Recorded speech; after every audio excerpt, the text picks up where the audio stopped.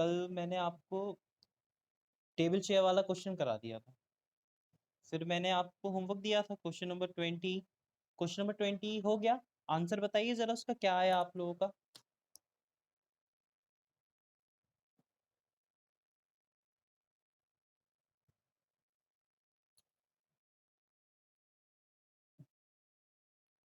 Okay. और किसी सबका बाकी सेम है कि किसी का चेंज है इसमें?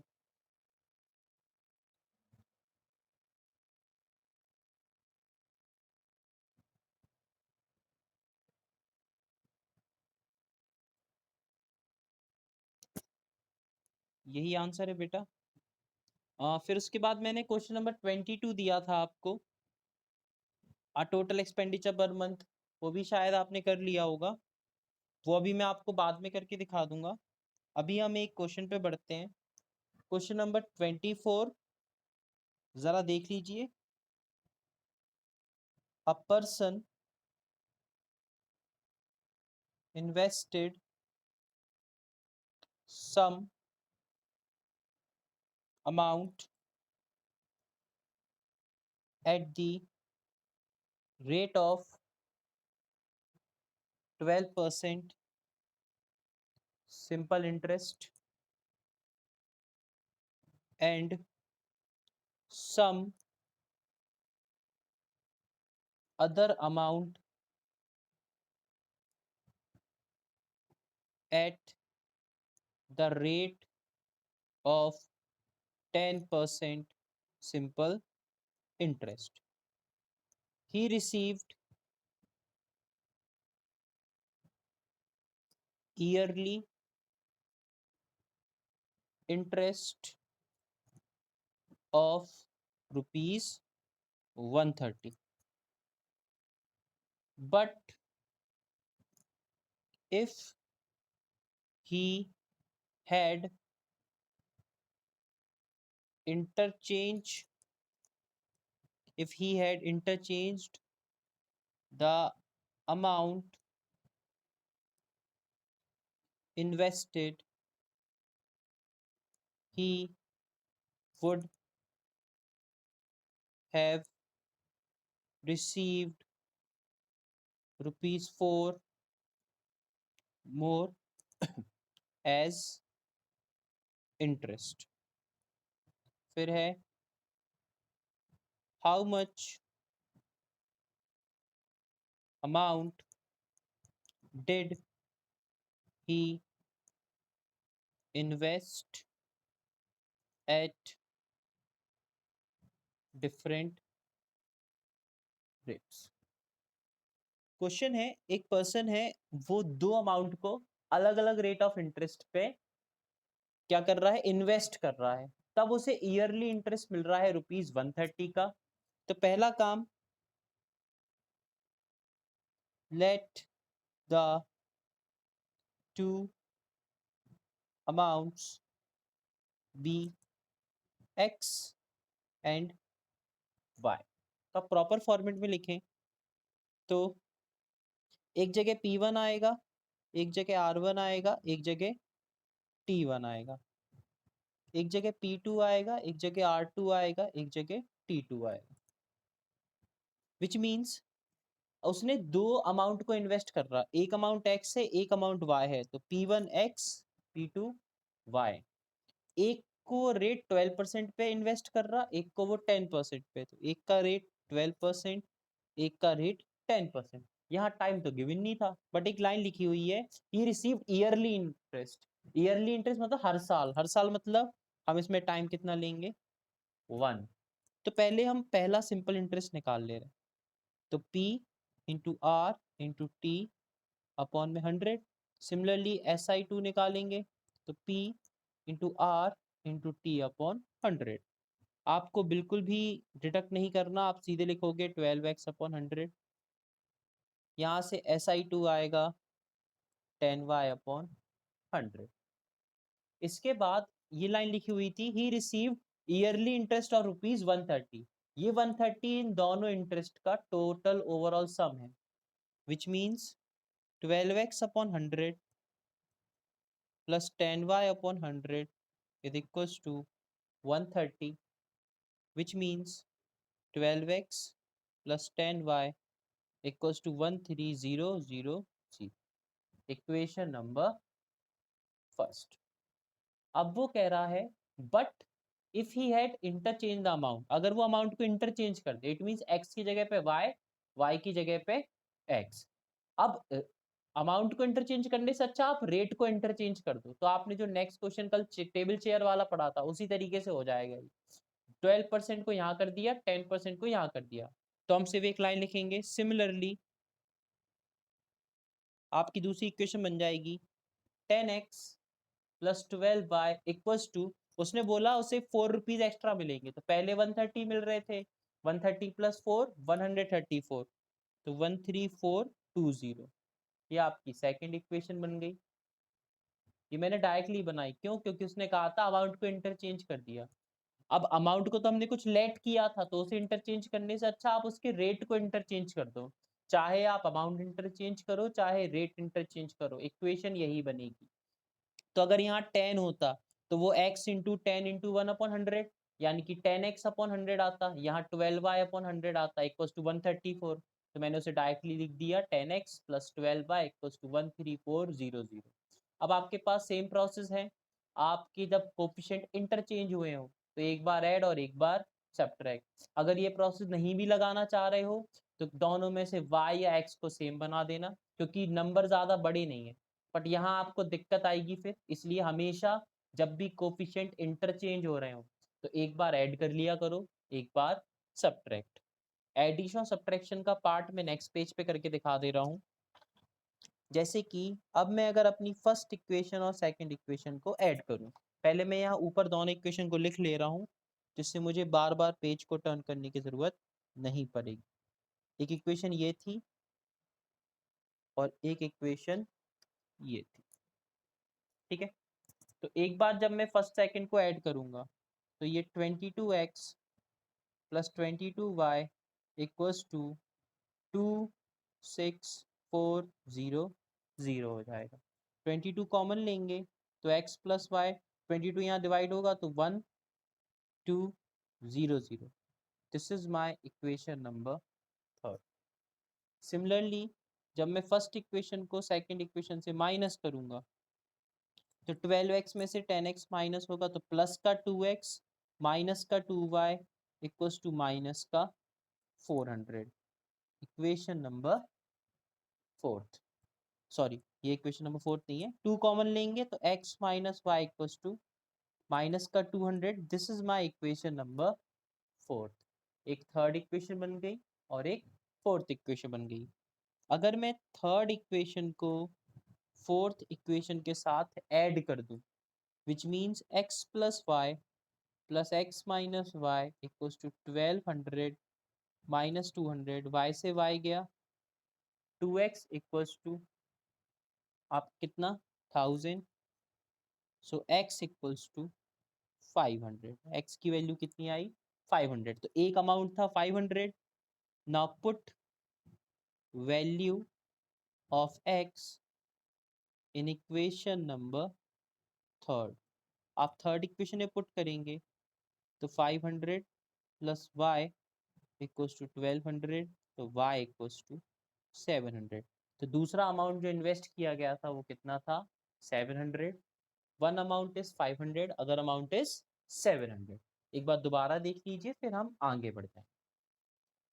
क्वेश्चन था person invested some amount of money at the rate of 12% simple interest and some other amount at the rate of 10%। दो अमाउंट को अलग अलग परसेंटेज पे वो इन्वेस्ट कर रहा है, तो पहले टू अमाउंट्स को x और y माना गया।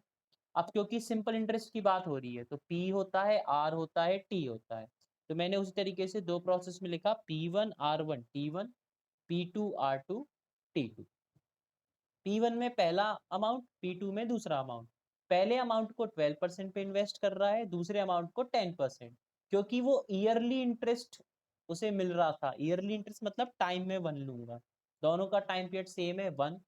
तो SI1 निकाला सिंपल इंटरेस्ट पहले अमाउंट का, तो वो 12x अपॉन 100 आया।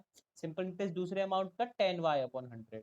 ईयरली इंटरेस्ट 130 का मिल रहा है, इट मीन दोनों अमाउंट का सम करने पे सॉरी दोनों इंटरेस्ट का सम करने पे आपका आंसर कितना आ रहा है 130। तो 12x/100 plus 10y/100 equals to 130। Solve किया तो 12x plus 10y equals to 13,000, that is equation number first. Second case में वो कह रहा है अगर अमाउंट को इंटरचेंज कर दें तो x की जगह पे आप y को कर दीजिए, y की जगह पे x। जब x की जगह पे y जाएगा, y की जगह पे x आएगा, तो x की बनेगी 10x/100, 12y/100 इक्वल्स टू 134। तो दूसरी इक्वेशन बन गई 10x plus 12y equals to 13,400, that is equation number second. अगर आप नोटिस करो दोनों इक्वेशन में x और y के साइन सेम है, तो हम इंटरचेंजिंग वाली कंडीशन के अकॉर्डिंग एक बार दोनों इक्वेशन को ऐड करेंगे, एक बार सब्ट्रैक्ट। बाय चांस यहाँ पॉजिटिव होता, यहाँ नेगेटिव होता, तब हम इंटरचेंजिंग का काम नहीं करते। इंटरचेंजिंग तब करते हैं जब पूरी इक्वेशन के साइन सेम, अदरवाइज आप इंटरचेंजिंग वाला प्रोसेस अप्लाई नहीं करोगे। अब एक बार जब मैंने दोनों इक्वेशन को ऐड किया तो 22x plus 22y equals to 26400, तो यहाँ से x plus Y equals to कितना आ गया 1200, equation number third. First minus second किया तो 2x minus 2y equals to -400, तो x minus Y equals to minus का 200। इधर y नेगेटिव, यहाँ y पॉजिटिव, तो जब भी साइन अपोजिट हो तो ऐड कर दिया जाता है। तो थर्ड को फोर्थ से ऐड किया, LHS से LHS, RHS से RHS। सॉल्व करने पे x की वैल्यू 500 आई, पुट करने पे y की वैल्यू 700। ये था हमारा सिंपल इंटरेस्ट। एक क्वेश्चन सिंपल इंटरेस्ट और एक क्वेश्चन टेबल चेयर वाला। केवी वालों के लिए टेबल चेयर वाला क्वेश्चन सबसे ज्यादा इंपॉर्टेंट है। अब आगे बढ़ते हैं, फिर एक दिन पूरे डाउट डिस्कस कर लेंगे। 26 क्वेश्चन मोस्ट इंपॉर्टेंट है। जैसे टेबल और चेयर वाला क्वेश्चन इंपॉर्टेंट था, वैसे ये इंपॉर्टेंट है। ये इंपॉर्टेंट इसलिए है क्योंकि इसकी जो लैंग्वेज है वो बहुत डिफरेंट है एज कंपेयर टू अदर। ठीक है, तो स्टार्ट करते हैं। पहले क्वेश्चन को लिख देता हूँ। क्वेश्चन है student of a class are made to stand in a row if one student is extra in a row, there would be two rows less।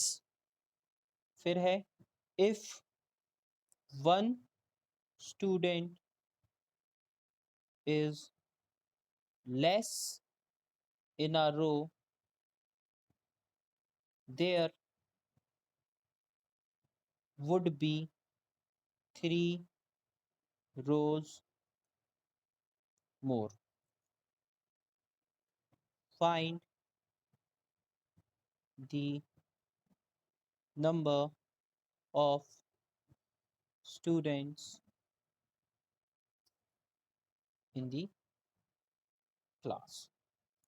हमें number of student in a class निकालना है। पहले इसकी थोड़ी story समझ लीजिए। हो क्या रहा है, एक क्लास में कुछ स्टूडेंट्स हैं, उन्हें रोज में खड़ा किया जा रहा है। फिर वो कह रहे हैं अगर हम रोज को बढ़ा दें तो स्टूडेंट कम हो के उनमें कुछ रिलेशन गिवन। अब आपको एक कहानी याद रखनी है कि चाहे एक रो में आप 10 बच्चों को खड़ा करो, चाहे नंबर ऑफ रोज 10 हो, चाहे एक रोज में आप 10 स्टूडेंट्स को खड़ा कर रहे हो, अगर आप रोज कम भी कर दोगे, तो अगर आप रोज कम करोगे तो आपकी एक रो में स्टूडेंट की क्वांटिटी बढ़ जाएगी। तो उस केस में चाहे रोज को आप बढ़ाओ, चाहे स्टूडेंट्स को आप उस रो में कम करो, टोटल नंबर ऑफ स्टूडेंट में कोई चेंजेस नहीं आते। कहने का मतलब, मेरे पे एक बॉक्स है, उसमें मैं 10 पेंसिल्स रख रहा हूँ। अब ऐसे मेरे पे अगर 10 बॉक्सेस हैं, तो अगर मैं एक बॉक्स को कम कर दूं, अगर मैं एक बॉक्स 10 में से अब 9 बॉक्स कर दूं, तो 9 बॉक्स की जो पेंसिल है वो हर बॉक्स में क्या हो जाएंगी, डिस्ट्रीब्यूट। इसका मतलब ये थोड़ी ना है कि पेंसिल्स कम हो जाएं। तो वैसे ही इसके साथ है, बस आपको इतना याद रखना है, total number of students remain the same. अगर एक क्लास में 50 स्टूडेंट्स हैं, तो अगर एक बेंच में मैं 3 बच्चे को बिठाऊं, चाहे मैं एक बेंच पे 4 बच्चे को बिठाऊं, आपके टोटल नंबर ऑफ स्टूडेंट थोड़ी ना बदल जाएंगे। कि ऐसा थोड़ी ना होता कि एक बेंच में अगर 4 बच्चे बैठ गए तो total number of students class में बढ़ जाएंगे, ऐसा थोड़ी होता है। इसलिए टोटल नंबर ऑफ स्टूडेंट्स में कोई चेंजेस नहीं आते हैं, आपको ये याद रखना है। क्वेश्चन में मुझे एक चीज निकालनी है, वो है find the number of students in the class. और जो स्टोरी गिवन है वो रोज और स्टूडेंट्स में गिवन है। तो पहला काम, let the number of rows be x. Number of rows जो है वो मैं एक्स मान रहा हूं। उसके बाद number of students in each row, हर रो में कितने स्टूडेंट्स को बिठा रहे हैं वो हमने माना y। Number of student in each row भी y। ये मैंने क्या किया, नंबर ऑफ रोज को x माना और हर रो में y स्टूडेंट्स को बिठा रहे हैं। तो उस बेसिस पे टोटल नंबर ऑफ स्टूडेंट्स क्या हो जाएंगे, अगर एक बेंच पे 3 बच्चे बैठ रहे हैं और ऐसी अगर 10 बेंचेस हैं, टोटल स्टूडेंट कितने हो जाएंगे, 10 इंटू 3 30। तो similarly x multiplied by y, तो टोटल नंबर स्टूडेंट कितने हो जाएंगे, एक्स वाई। अब चाहे मैं रोज कम कर दूं या मैं हर रो में स्टूडेंट को बढ़ा दूं, total number of student x why he रहेंगे, बस इतना याद रखिएगा। अब क्वेश्चन को पढ़ते हैं। ये तो नॉर्मल कहानी है, मेन कहानी यहाँ से स्टार्ट होगी। वो कह रहा है if one student is extra in a row, हम किसको बढ़ा रहे, स्टूडेंट को। स्टूडेंट को हमने क्या माना, y। तो y में आप 1 ऐड कर दीजिए। अगर हर रो में स्टूडेंट को बढ़ा देंगे तो ऑब्वियस है रोज कम हो जाएंगी, इसलिए लिखा हुआ है if one student is extra in a row there would be 2 row less. Multiply करा दीजिए रोज को 2 कम करके, तब भी total number student will be x y. आप चाहो तो अलग अलग लिख सकते हो। न्यू केस में आप लिखोगे अब नंबर ऑफ रोज कितनी हो जाएंगी, x minus two. Number of students in each row कितने हो जाएंगे, वाई प्लस वन। फिर आप लिखोगे number of student in each row multiplied by number of rows करेंगे तो कितना आएगा, टोटल स्टूडेंट्स के इक्वल। दोबारा सुनिएगा, उन्होंने बोला if one student is extra in a row, तो किसे बढ़ा रहे, स्टूडेंट को। स्टूडेंट कौन था, वाई। तो वाई में 1 ऐड किया और रोज को 2 कम करते रहे तो x माइनस टू। जब आप इन दोनों का प्रोडक्ट करोगे तो वो इक्वल आएगा टोटल नंबर ऑफ स्टूडेंट्स के। क्योंकि जैसे कि मैंने आपसे कहा था, अगर एक क्लास में 50 स्टूडेंट्स हैं और अगर एक बेंच पे मैं 3 स्टूडेंट्स को बिठा रहा हूँ, तो अगर मैं एक बेंच पे 4 स्टूडेंट्स को भी बिठा दूंगा तो भी टोटल नंबर ऑफ स्टूडेंट्स उतने ही रहेंगे। इसलिए y plus one multiplied by x minus two will be equals to x y. पहले हम इसे सॉल्व कर लेते हैं। तो y मल्टीप्लाई होगा तो x y minus two y plus x minus two equals to x y. X y से एक्स वाई गया, यहाँ से आप x की वैल्यू कह सकते हो 2y plus two, which is my equation number first. अब आगे बढ़ा तो आगे लिखा हुआ है if one student is less in a row. अब स्टूडेंट को 1 कम कर दे रहे, तो स्टूडेंट y थे तो माइनस वन। तब इस टाइम रोज बढ़ जा रही है, क्योंकि अगर मैं बेंचेस में कम बच्चों को बिठाऊंगा तो मुझे बेंचेस की और ज्यादा जरूरत पड़ेगी। इसलिए अब रोज कितनी बढ़ गई हैं, 3।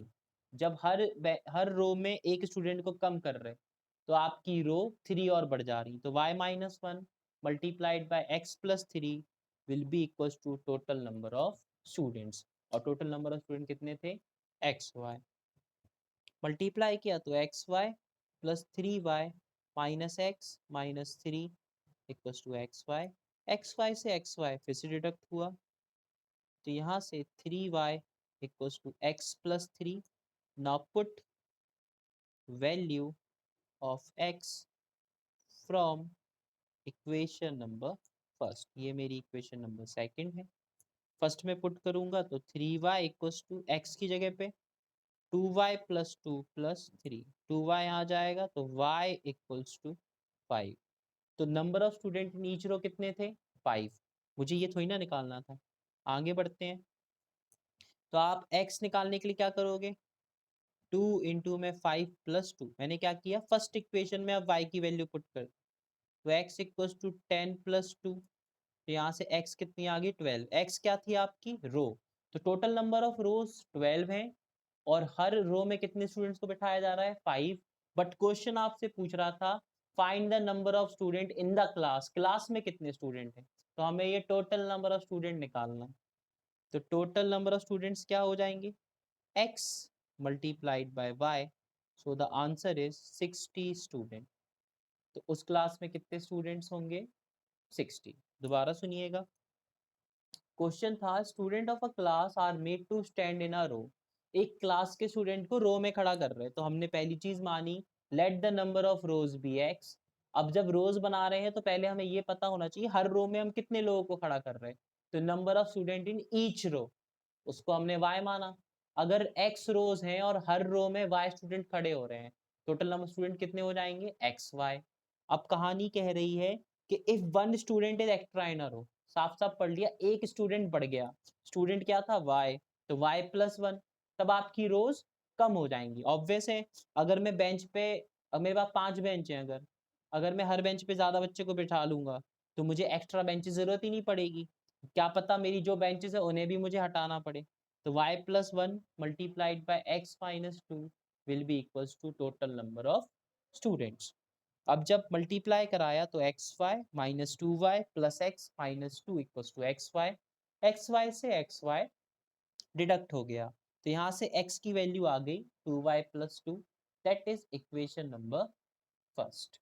जैसी इक्वेशन नंबर फर्स्ट बन गई, अब आगे पढ़ा तो आगे लिखा हुआ है if one student is less in a row, अब स्टूडेंट को एक कम कर दिया तो y माइनस 1, रोज को बढ़ा दिया x plus 3 equals to x y, similarly solve किया तो यहाँ 3y equals to x plus 3, equation number second, second equation में x की वैल्यू फर्स्ट इक्वेशन से पुट कर दी, जब पुट किया तो 3y equals to 2y plus 2 plus 3, तो 2y को जब यहाँ शिफ्ट करोगे तो 3y में से 2y जाएगा तो y बचेगा, 2 प्लस 3 इज 5, तो यहाँ से y की वैल्यू आ गई 5, y क्या था number of student in each row, तो हर रो में 5 स्टूडेंट्स को खड़ा किया जा रहा है। अब हम ये निकाल ले रहे हैं टोटल रोज कितनी थी, तो ये जो y की वैल्यू आई वो मैंने इसमें पुट की फर्स्ट इक्वेशन में, तो x equals to 2 into 5 plus 10, 10 plus 2 12, तो टोटल नंबर ऑफ रोज कितनी थी 12। क्वेश्चन ने ना ये पूछा था आपसे कि रोज कितनी है, या ये भी नहीं पूछा था कि हर रो में कितने स्टूडेंट हैं, वो तो ये जानना चाह रहे थे कि टोटल स्टूडेंट्स कितने हैं, तो 12 multiplied by 5, 60 student are there in a class, एक क्लास में कितने स्टूडेंट्स थे 60। ये क्वेश्चन इंपॉर्टेंट है क्योंकि इसमें लैंग्वेज में दिक्कत आती है, लैंग्वेज जो समझ जाएगा वो कर ले जाएगा, तो इसे आप दोबारा 2-3 बार ट्राई करिएगा। क्वेश्चन नंबर 27 तो ऐसे ही है, बट चलो देख लो, आई थिंक मोस्टली लोगों ने शायद कर लिया हो,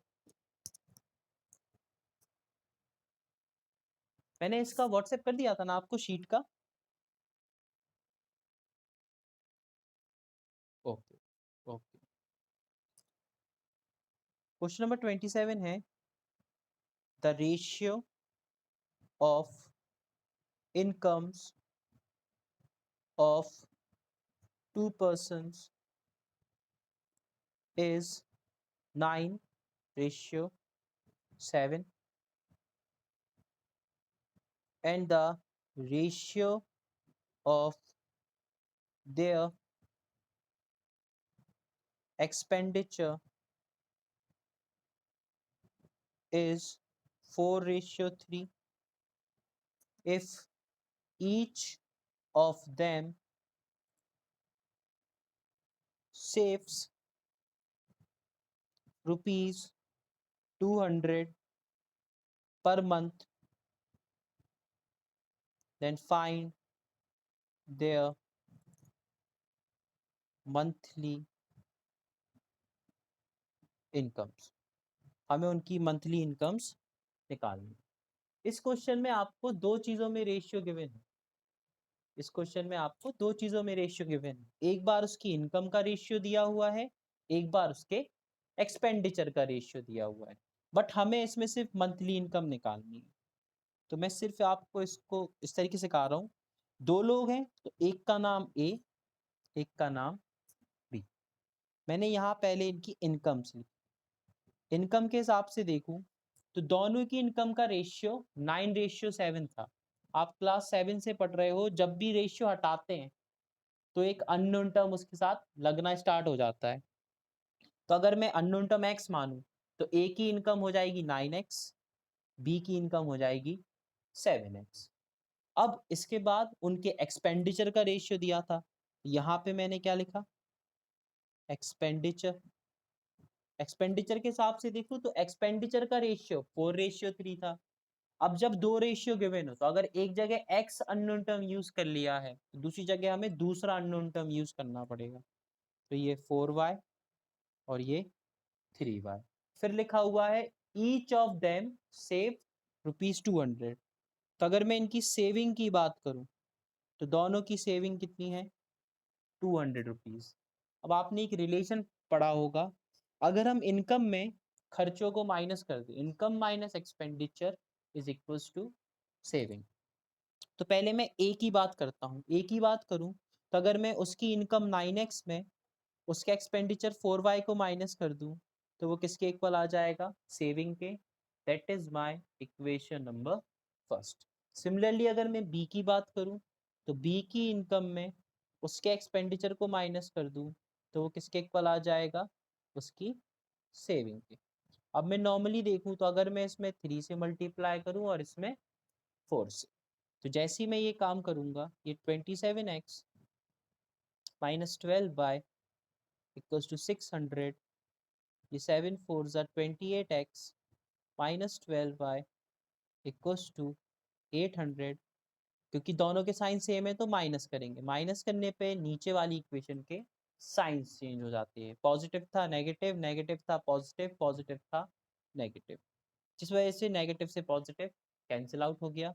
+27 -28 ये देगा माइनस का x, ये देगा माइनस का 200। माइनस से माइनस कटेगा, यहाँ से x की वैल्यू कितनी आ गई, 200। हम इस क्वेश्चन में y नहीं निकालेंगे। क्यों नहीं निकालेंगे, कोई क्वेश्चन कह रहा था मुझे इनकम चाहिए, एक्सपेंडिचर से मतलब ही नहीं है। तो एक्सपेंडिचर में जब y आ रहा था तो y से मुझे कोई मतलब ही नहीं है, मुझे किससे मतलब है, x से। तो जैसे ही मेरा x आ गया मुझे इनकम निकालनी थी। तो पहले मैं बात करूंगा इनकम ऑफ ए की इनकम क्या थी, 9x, जिसका मतलब 9 multiplied by 200, so the answer is 1800। तो ए की इनकम थी 1800। सिमिलरली अगर मैं इनकम ऑफ बी की बात करूं तो वो कितनी हो जाएगी, आपकी 7x, which means 7 into 200 which gives 1400। तो ए की इनकम थी 1800, बी की इनकम थी 1400। आई होप ये समझ में आ गया होगा, तो दोबारा रिपीट करने की जरूरत नहीं है। ठीक है, अब सबसे इंटरेस्टिंग और सबसे easy question based on work and time. इससे इजी कुछ नहीं है, वर्क एंड टाइम सबसे इजी पार्ट है। बस एक कहानी आपको याद रखनी है, और एग्जाम में वर्क एंड टाइम क्वेश्चन जरूर आता है। आप कोई भी सैंपल पेपर देख लेना, आपको एक स्पीड वाले क्वेश्चन और एक वर्क एंड टाइम वाले क्वेश्चन मोस्टली सैंपल पेपर में दिख जाएंगे आप। अब मैं रीजन बता रहा हूँ आपको कि वर्क एंड टाइम क्यों इंपॉर्टेंट। सबसे पहले तो लिख ले रहा हूँ, question based on work and, just a minute बेटा, question based on work and time. अगर आप question based on work and time की बात करो तो वर्क एंड टाइम वो वाले क्वेश्चन है जैसे आपने पढ़ा होगा, A can do a piece of work in 3 days and B can do a piece of work in 4 days। जरा एक बार उस क्वेश्चन को देख लेते हैं तो आपको कहानी थोड़ी बहुत क्लियर हो जाएगी। जैसे आपने एक क्वेश्चन पढ़ा होगा, A can do a piece of work in 4 days and B can do the same work in 6 days, in how many days will they complete the work when working together? अगर वो मिलके काम करें तो वो कितने दिन में काम खत्म कर लेंगे? ये आपने 8th में भी पढ़ा होगा। जैसे हम इसको इस तरीके से करते थे, पहले हम लिखते थे part of work done bye A in 1 day. हम एक दिन में उसने कितना काम किया होगा वो निकालते। इट मींस जो भी हमें उसके नंबर ऑफ डेज गिवन होते थे उन्हें हम रेसिप्रोकल में लिखते थे। यानी कि अगर 4 डेज गिवन है तो पार्ट ऑफ वर्क 1 डे का 1/4 होता था। सिमिलरली बी के लिए उसका रेसिप्रोकल 1/6 होता था। फिर हम उनका टुगेदर वर्क निकालते थे 1 डे का। 1 डे का उनका टुगेदर वर्क कैसे निकालते थे? जो ए 1 डे में काम कर रहा है और जो बी 1 डे में वर्क कर रहा है उन दोनों को आप ऐड कर दीजिए। ऐड करने पे एलसीएम आता था 12, 4 3 ज़ा 12, 6 2 ज़ा 12। तो ये 5/12 आया उसके एक दिन का काम। हमें ये निकालना था कितने दिन उसने काम किया होगा। तो नंबर ऑफ डेज हम कैसे निकालते थे? इसका रेसिप्रोकल कर दीजिए। तो रेसिप्रोकल करेंगे तो 2/5 डेज में वो पूरे वर्क को खत्म कर लेते थे। तो इसमें से आपको याद क्या रखना है? जो नंबर ऑफ डेज, चाहे आपका डेज लिखा हो, चाहे आर लिखा हो, चाहे मिनट लिखा हो, इन सबको आपको रेसिप्रोकल में लेना है। नंबर ऑफ पर्संस को आपको रेसिप्रोकल में नहीं लेना है। देखिएगा जरा। अब मैं अपने जो हमें लीनियर इक्वेशन में पढ़ना है, ये तो आपका था जो आप क्लास 7th और 8th में पढ़ के आए हो। अभी जो आपका लीनियर इक्वेशन में है उस तरीके का देखिएगा। क्वेश्चन है 8 men and 12 boys can finish a piece of work in 10 days, while 6 men and 8 boys can finish it in 14 days. Find the time taken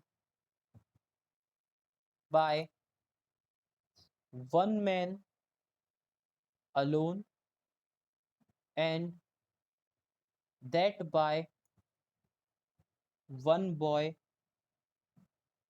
alone to finish the work. Question में given है कि 8 man और 12 boys किसी काम को 10 days में कर रहे हैं और हमें इन दोनों के 1 डे का निकालना था। तो पहला काम, let the work done by one man. हम मान के चल रहे हैं एक मैन एक्स डेज काम कर रहा है और एक बॉय वाई डेज काम कर रहा है।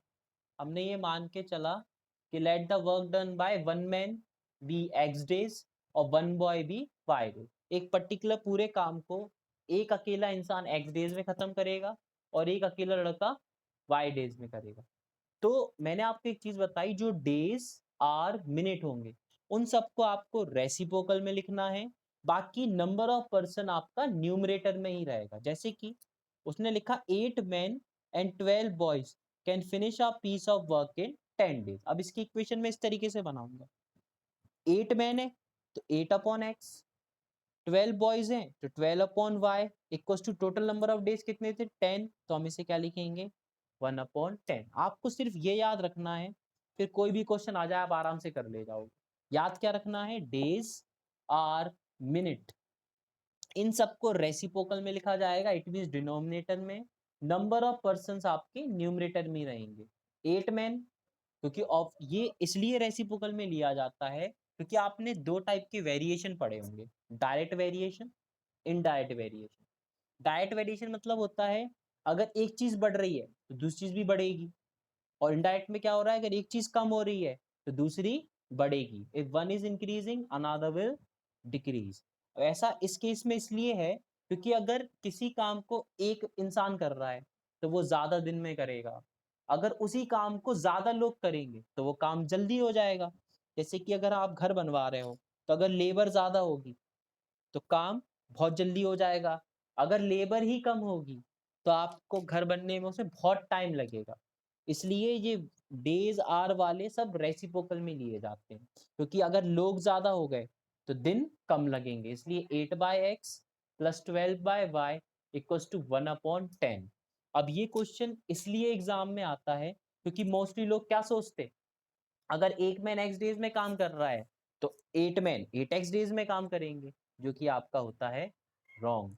इसलिए ये क्वेश्चन एग्जाम में आता, बहुत से लोग लिख देते 8x plus 12y equals to 10, that is totally wrong. वो आपका क्वेश्चन वहीं गलत हो जाता है। इसलिए आपको मैं स्पेशली बता रहा हूँ कि आपको याद क्या रखना है, डेज आर मिनट ये सब रेसिप्रोकल में आएंगे। तो 8/x plus 12/y equals to 1/10। Similarly मैं इसकी दूसरी इक्वेशन बना सकता हूँ। कैसे, अब 6 मैन और 8 बॉयज कर रहे थे, तो 6/x प्लस 8/y 14 डेज में कर रहे थे तो 1/14, इक्वेशन नंबर सेकंड। अब आपके पास वही काम है कि let 1/x equals to a and 1/y equals to b। तो उस प्रोसेस से आपकी फर्स्ट इक्वेशन बन जाएगी 8a plus 12b equals to 1/10, equation number third. Similarly fourth equation आपकी बनेगी 6a plus 8b equals to 1/14, equation number fourth. एक बन गई थर्ड, एक बन गई फोर्थ। अब या तो आप बी सेम बना लो या तो आप ए। जैसे आप 12 और 8 का एलसीएम लोगे तो 24 आएगा, तो 12 टू जा और 8 3 जा। अगर मैं थर्ड इक्वेशन में 2 से मल्टीप्लाई कर दूं और फोर्थ इक्वेशन में 3 से, जैसे ही मैं इसमें 2 से मल्टीप्लाई करूंगा, ये 16a plus 24b equals to 2/10 यानी कि 1/5। अब मैं 3 से मल्टीप्लाई करूंगा तो 18a plus 24b equals to 3/14। Minus minus minus, ये तो कट गया, ये माइनस होके होगा -2a इक्वल में। इसे माइनस करने में दिक्कत आएगी तो प्रॉपर लिख दे रहे हैं 1/5 माइनस 3/4। अब नॉर्मली सॉल्व करें तो ये -2a है।